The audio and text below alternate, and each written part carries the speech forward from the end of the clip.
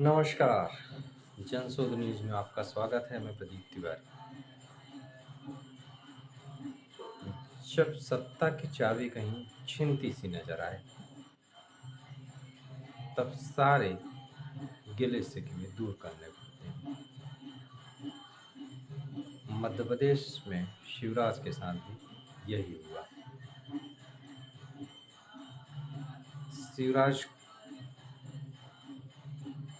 मध्य प्रदेश में लगातार 17 साल मुख्यमंत्री रहे। इस बार भी अपनी लाडली बहन योजना की वजह से वे चुनाव जितवा ले गए। उसमें कहीं न कहीं नरेंद्र मोदी अमित शाह फैक्टर भी काम किया, इससे इनकार नहीं किया जा सकता। नतीजे आने के बाद में मध्य प्रदेश में जिस तरीके से उनका विरोध था और केंद्र जो चाह रहा था, यहाँ पर एक दूसरे मुख्यमंत्री मोहन यादव का मनोनयन कर दिया जाता है। शब्दों पर आप ध्यान दीजिएगा। मनोनयन अर्थात उनका दिल्ली से बकायदा नाम प्रस्तावित किया जाता है और उनका राज तिलक कर दिया जाता है। इसमें जो जुबानी जमा खर्च है या विधायक दल की लोकतांत्रिक प्रक्रिया है, उसका कितना पालन किया जाता है, ये आप भली भांति जानते हैं। खैर, तो मध्य प्रदेश में इस तरीके से मोहन यादव जी मुख्यमंत्री बना दिए जाते हैं। इससे पूर्व भी जब मुख्यमंत्री का चयन होता है, तब भी शिवराज सिंह चौहान दिल्ली नहीं जाते हैं। फिर मध्य प्रदेश में वो सक्रियता दिखाते हैं और लोकसभा की तैयारियों में लग जाते हैं। फिर निर्णय मुख्यमंत्री का आता है, मोहन यादव मुख्यमंत्री बनाए जाते हैं। तब भी कुछ नाराज से नजर आते हैं। वो और उनके हाव भाव बहुत कुछ जाने अनजाने बयां कर देते हैं। कहीं ना कहीं दिल्ली में बैठे सल्तनत के मुखिया और उनके सहयोगियों को भी ये कुछ खतरे की घंटी नजर आती है। उन्हें यह लगता है कि अगर वे शिवराज सिंह को नहीं साथ पाते हैं तो 2024 में दिल्ली दरबार दूर हो जाएगा, क्योंकि मुख्यमंत्री की नियुक्ति के बाद भी शिवराज सिंह स्पष्ट रूप से खुले मन से कहते हैं कि मैं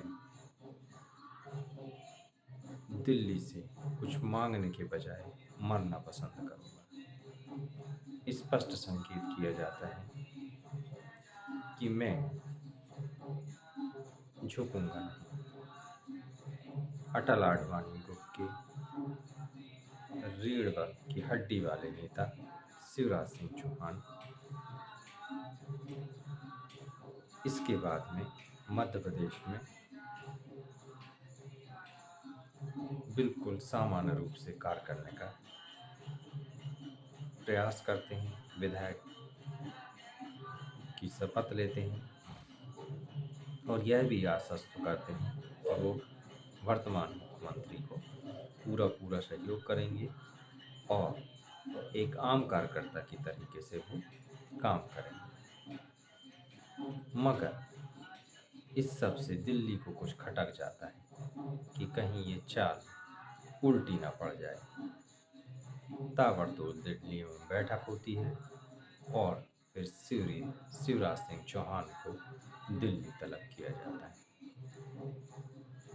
भाजपा के राष्ट्रीय अध्यक्ष जेपी नड्डा उन्हें दिल्ली तलब करते हैं। शिवराज सिंह चौहान उनके बुलावे पर दिल्ली जाते हैं, साल से उनका स्वागत करते हैं। इस बैठक में क्या हुआ, इसकी पूरी जानकारी तो शिवराज सिंह ने नहीं बताई, मगर जो उन्होंने मीडिया में कहा, इशारों में और उनके चेहरे के भाव भंगिमा ने बहुत कुछ कह दिया। अब तो स्पष्ट है कि केंद्र में शिवराज को कोई बड़ी जिम्मेदारी मिलने वाली है और उन्हें दक्षिण के राज्यों की भी जिम्मेदारी शायद मिल सकती है, जो कि उन्होंने मीडिया में एक इशारे में कुछ बात की है। उन्होंने ये भी कहा कि वो केंद्र की राजनीति भी करेंगे और राज्य की राजनीति भी। इसका मतलब स्पष्ट है कि उनको संगठन में कोई बड़ा पद दिया जाएगा। शिवराज सिंह चौहान पहले भी भाजपा के राष्ट्रीय महासचिव रह चुके हैं। अब अगर उनके कद के हिसाब से संगठन में उन्हें दायित्व दिया जाता है तो ये पद उपाध्यक्ष से नीचे का तो नहीं ही होना चाहिए। आने वाला समय ही बताएगा कि आखिर उन्हें अब कौन सा पद दिया जाता है। मगर दिल्ली दरबार को ये तो समझ आ ही गया है कि बिना शिवराज सिंह को साधे मध्य प्रदेश को साधना उनके लिए कठिन हो जाएगा। आज के नए नवेले मुख्यमंत्री की बस की तो कतई नहीं है कि वो 2024 में मध्य प्रदेश में भाजपा को भारी बचत बढ़ा दिलवा सके। इसलिए समय रहते केंद्र ने मध्य प्रदेश में शिवराज सिंह को साधना उचित समझा।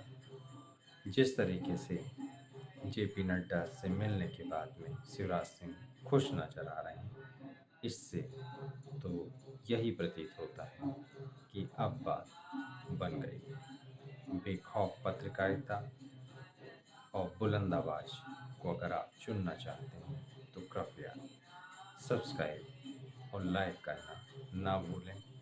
देखते रहिए जनस्रोत। नमस्कार।